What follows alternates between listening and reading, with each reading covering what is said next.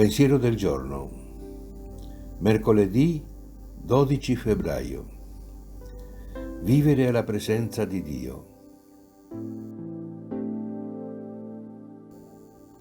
Signore, permea la nostra vita della tua divinità, affinché quando siamo soli, camminiamo, lavoriamo o studiamo, chiunque ci passi accanto senta il tuo profumo.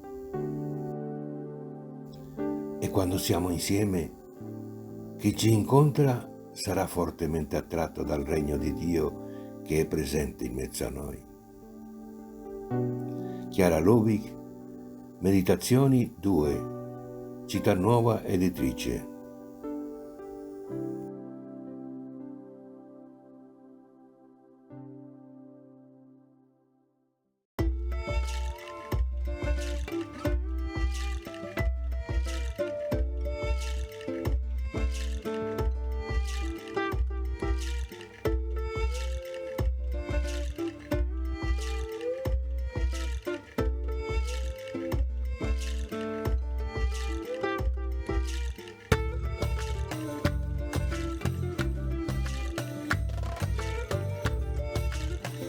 Parola di vita, febbraio 2025.